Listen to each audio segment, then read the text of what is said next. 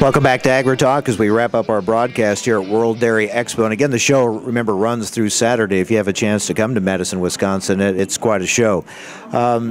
We have talked a lot in the last couple of years about proposals to reform major policy reform of dairy programs in this country, and really when we go back a couple of years, we've been talking about in one form or another the National Milk Producers Federation's efforts along the line of what they've called Foundation for the Future, and it's kind of it's evolving as we go along now. And President and CEO of the National Milk Producers Federation, Jerry Kozak, is with us. And Jerry, it's been quite a ride these last couple of years from when you started kind of putting together these concepts for change and where you're at now. Well, it has been, and it seems almost like yesterday when we first started the strategic planning effort, but it's been over 2 years.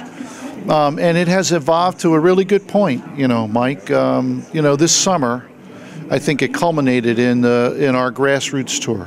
And, our purpose of that grassroots tour was to reach out to farmers directly, unfiltered message.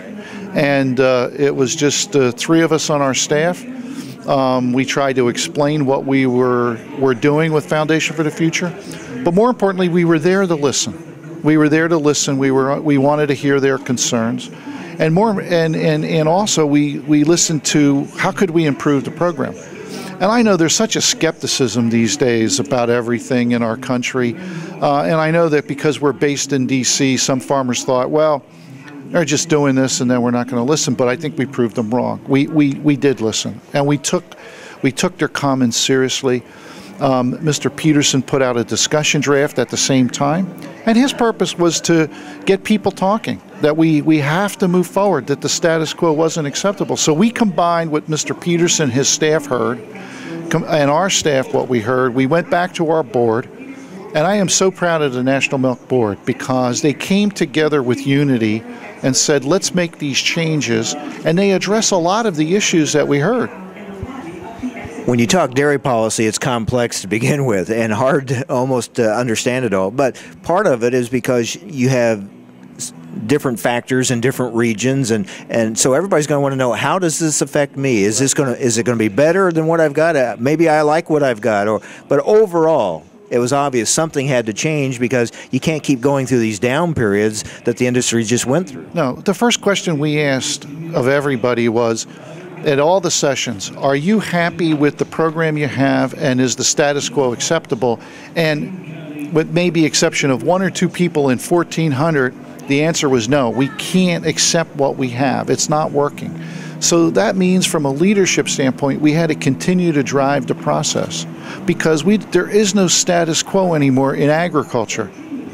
The budget issues, the Congress, the struggles of partisanship, it was clear to us there's not going to be a price support program. The milk program is already cut back even in this particular farm bill.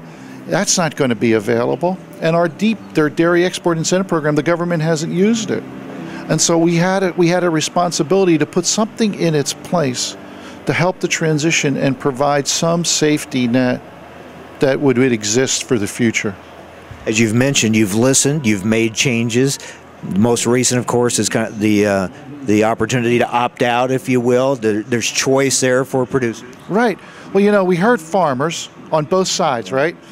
We heard them that said, I don't want the government in my business. And by the way, that wasn't just large farmers. It was a whole spectrum of size farmers.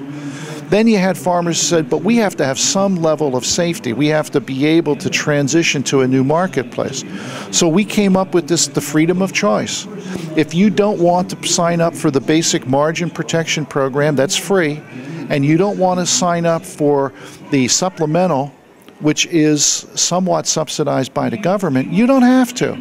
But if you do, you have to be part of the solution in terms of your citizenship and participate in the stabilization program. I think that's fair. You mentioned the margin protection. That was kind of the genesis here of all of this. You had to go something different than just what the price was. You had to look at other factors that affect the bottom line of a dairy operation. Well, yeah. I mean, we've been chasing price for 60 years. You know, and farmers, when the price got low, they'd put cows on, and when the price got high, they'd put cows on. That's no way to work the fundamentals of a billions of dollar industry. So it became clear to us that the best thing to do was to predicate it all on margin.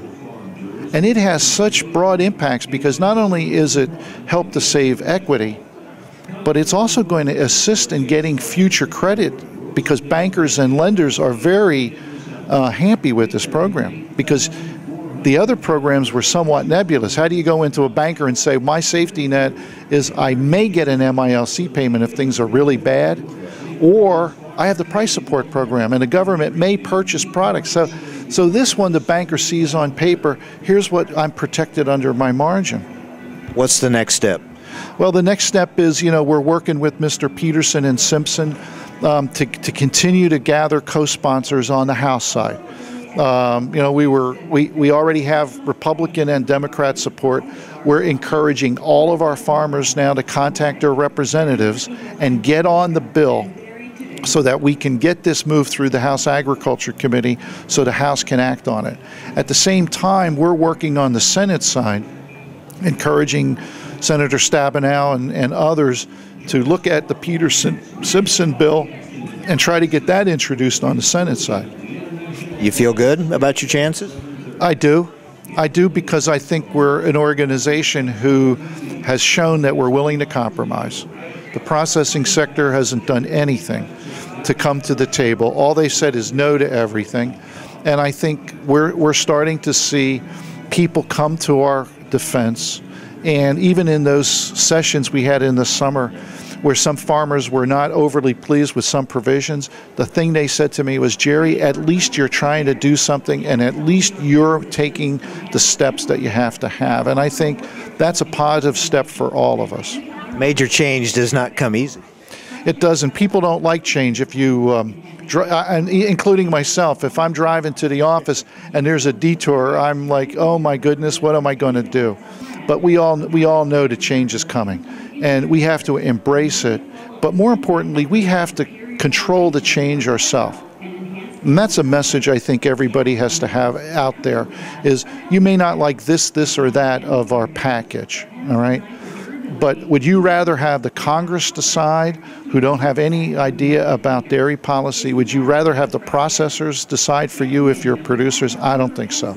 So it's always better to control your destiny. So get them to look at the big picture. They might not like fully all the little parts, but look how you wind up bottom line in the big picture, and you don't want to throw out a chance for major improvement over some small part. No, I mean, you know, it's pretty apparent to us after all of this time now. We're first of all, we're in a global economy. What happens in the world and even in dairy impacts us. Whether you're a farmer in California or Vermont or Florida, etc., the whole milk supply has impact on you. We are not an island as individual states. And it's time we recognize that whether you're small or large, no matter what state you're in, we have to have a unified producer community for the good of the entire industry. Good to see you again. Good luck. See you next month at your meeting. Look forward to it. All right. Thank you so much. Jerry Kozak, President and CEO, National Milk Producers Federation. We'll keep you updated on these on the efforts to reform dairy policy. With that, we wrap it up at World Dairy Expo in Madison, Wisconsin. Thanks for joining us on AgriTalk.